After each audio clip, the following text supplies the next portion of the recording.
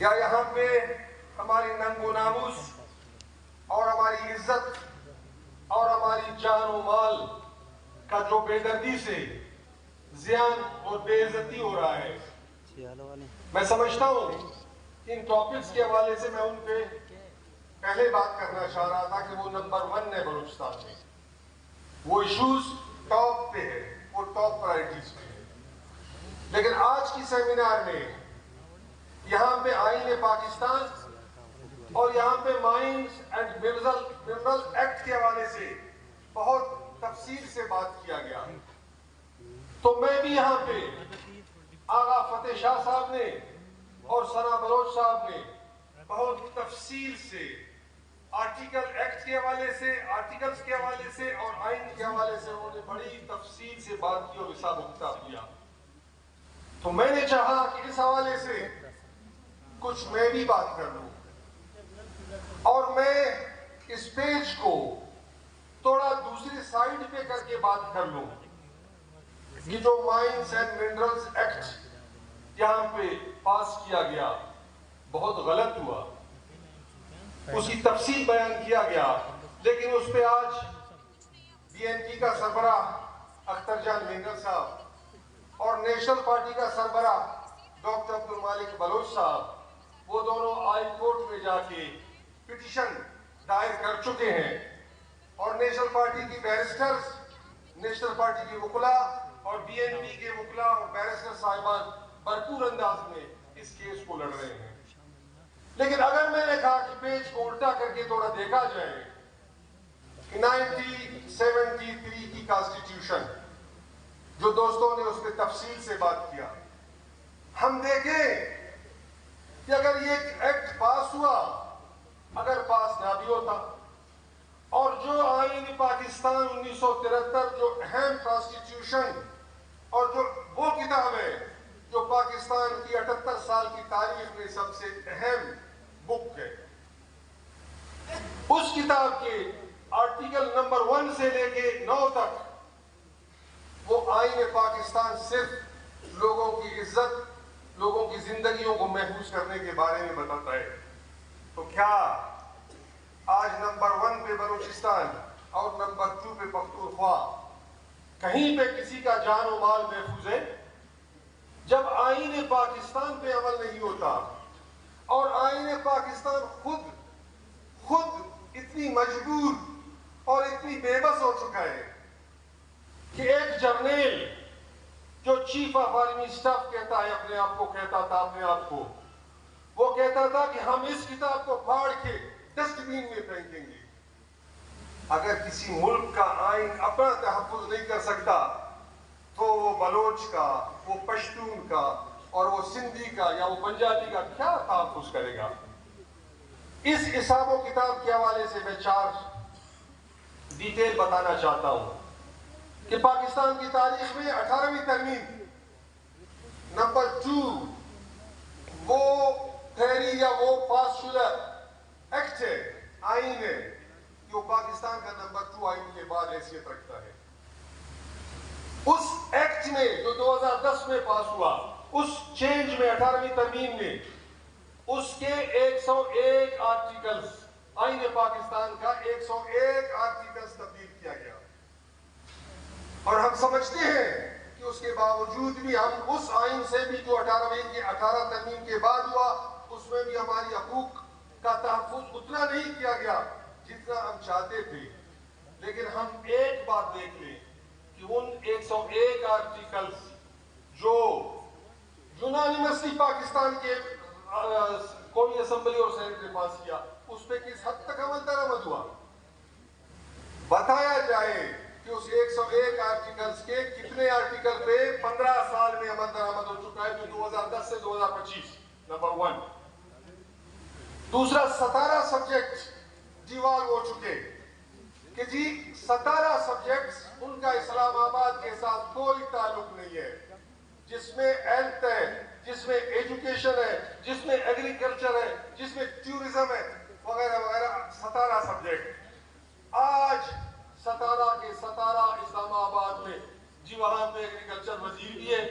وہاں پہ ہیلتھ وزیر بھی ہے، وہاں پہ ایجوکیشن ایجوکیشن وزیر بھی ہے. بھائی اس وزیر کا تو اختیار 11 کلومیٹر جو اسلام آباد ہے, اسلام آباد کی شہر ہے 11 کلومیٹر کے بغیر اس کا کیا ضرورت بلوچستان میں, اس کی کیا ضرورت پختونخوا میں.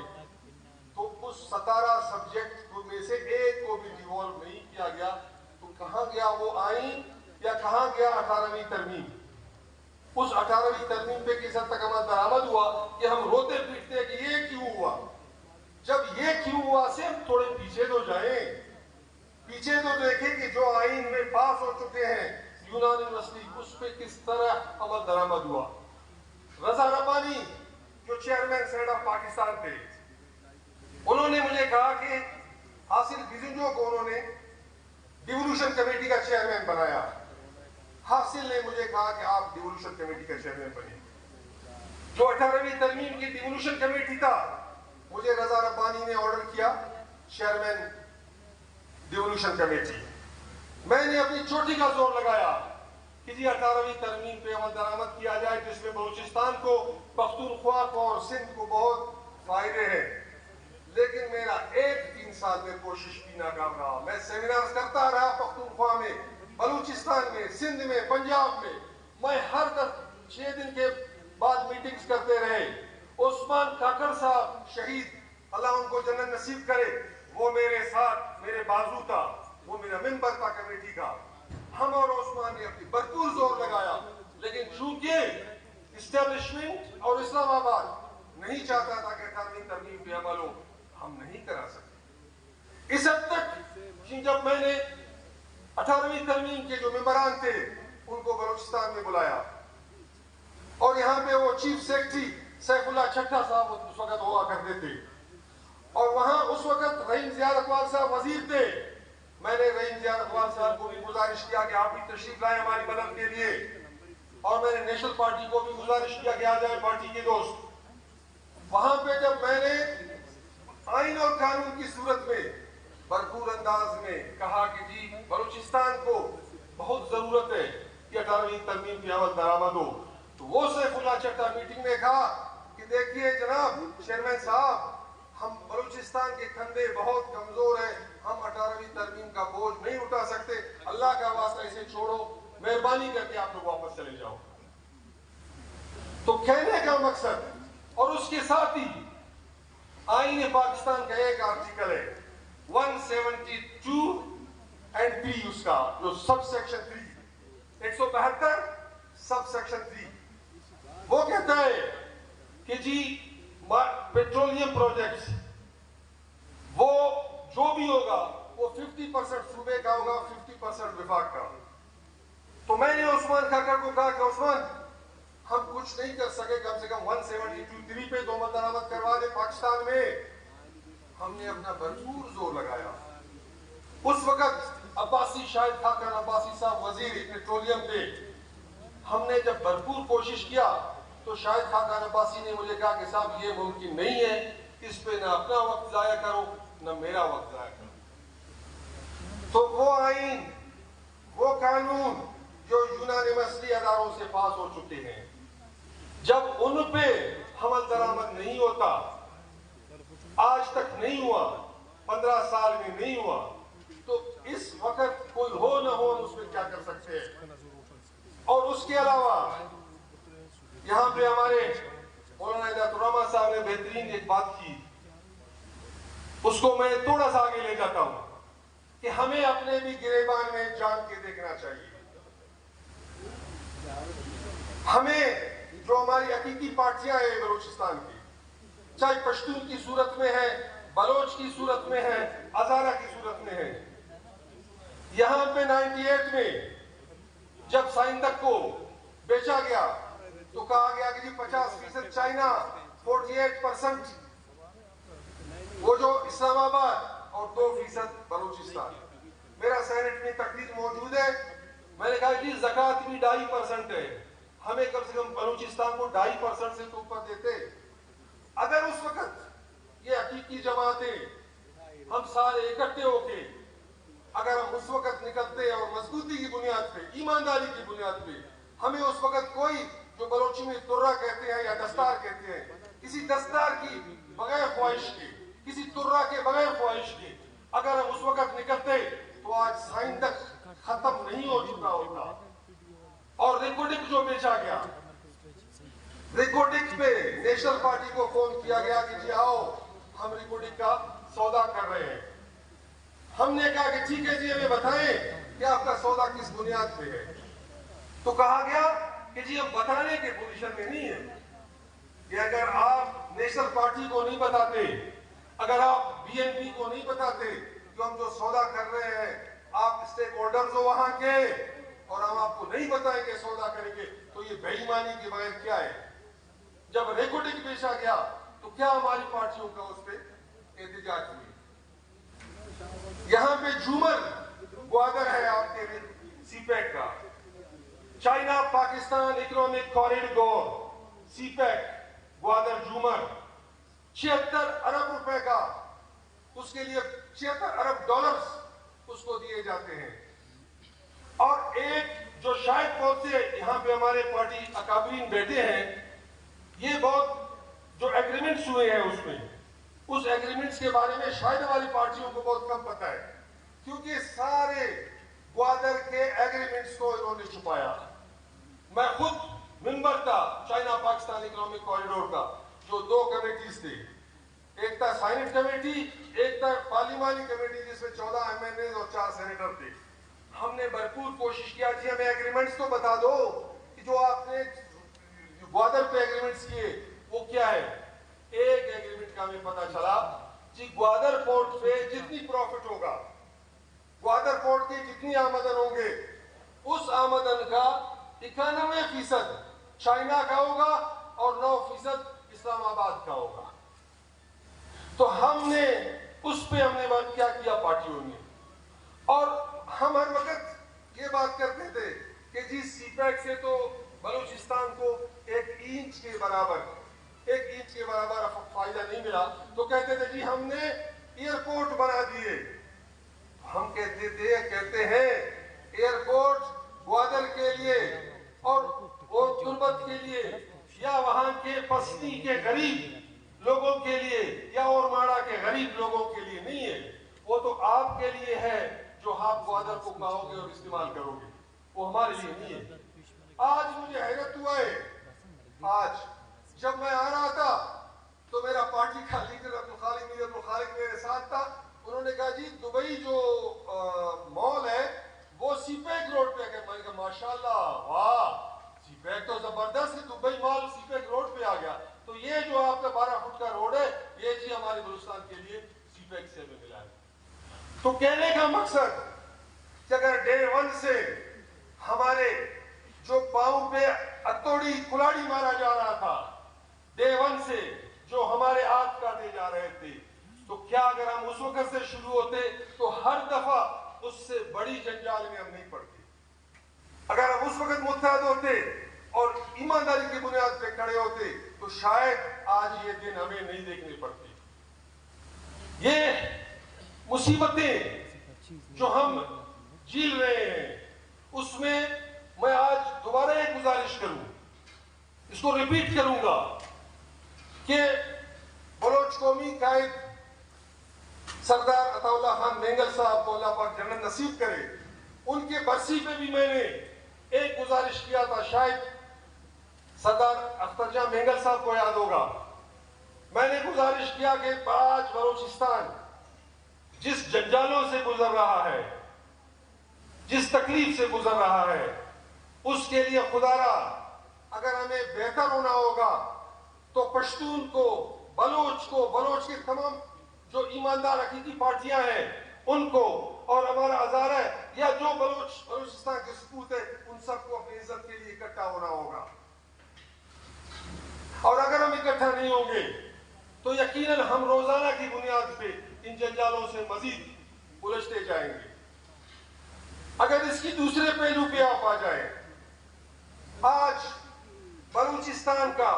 وہ کون سا شہر، وہ کون سا گلی، وہ کون سا کوچہ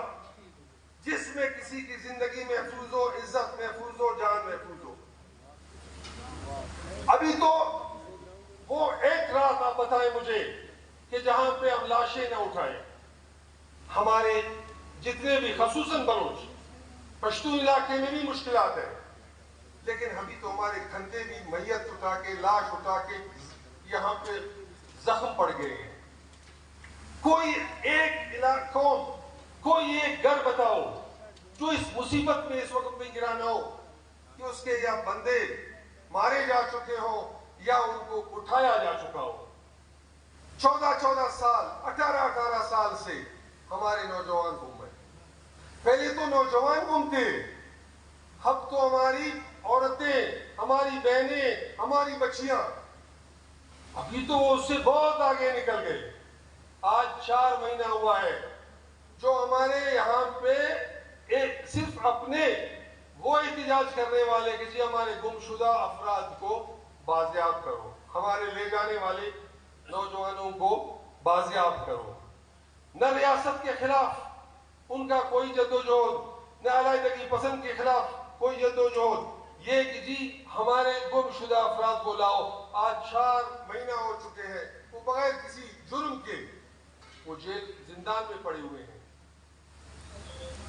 تو میں سمجھتا ہوں کہ ہمارے مسئلے، ایشوز اور زیادہ ہوتے جا رہے ہیں اگر ہم اکٹھے نہیں ہوئے۔ لیکن ایک بات اس ریاست کو اور اس ریاست کے جو چلانے والے ہیں، اس ریاست کے لگام جن کے ہاتھ میں ہے، ان کو ایک بات آج تک سمجھ نہیں آیا۔ ہم نے بارہا کہا کہ 78 سالوں سے آپ نے زور بندوق استعمال کیا، آپ نے قرآن پہ اتار کے پھانسی بھی دیا، آپ نے روزانہ کی بنیاد پہ بندوق کی گولی کی زور سے گولی مارے، اور پہلے تو آپ بلوچ نوجوانوں کو سر میں 2 گولی مار کے پھینکتے تھے۔ آج 2025 جون اور جولائی میں ان کی آنکھیں نکالو اور ان کی آنکھ بھی کاٹو، آنکھیں نکالو، آنکھ کاٹو اور ان کی ناخنیں نکالو تاکہ دوسرے دیکھیں کہ وہ بھائی بہت سختی ہے۔ او بھائی آپ 78 سال سے یہ کرتے رہے اور ہم نے کہا کہ یہ مسئلے کا حل نہیں ہے۔ آپ جتنی زوراوری سے کام کرو گے یہاں سے اور زیادہ لوگوں میں نفرت ابھرے گا۔ موجودہ الیکشن میں ہم کہتے ہیں جمہوریت، ہم الیکشن لڑ رہے تھے کیونکہ نیشنل پارٹی ابھی تک اس بنیاد پہ امید رکھتا ہے کہ میں اسمبلیوں میں آئین سازی میں زوراوری کر کے ضرور اپنے لوگوں کے لیے آسودگی پیدا کروں گا، کیونکہ اسمبلیوں میں نیشنل پارٹی کو نہ چھوڑا گیا، نہ بی ایس پی کو چھوڑا گیا، اور نہ ہمارے وہ قوم پرست لیڈرز جو حق کی بنیاد پہ اسمبلی میں بات کریں گے، نہ ان کو چھوڑا گیا۔ تو ہم نے بار بار کہا کہ جو آپ زوراوری کر رہے ہو یہ مسئلے کا حل نہیں ہے، لیکن مزید زوراوری ہوا۔ جو الیکشن میں ہم گئے، ہمارے لوگوں نے نفرت کی اظہار کرتے تھے اس الیکشن سے، اور ہمیں بول نہیں سکتے، کہتے تھے خدا را۔ ہم ورک کے لیے جاتے تھے،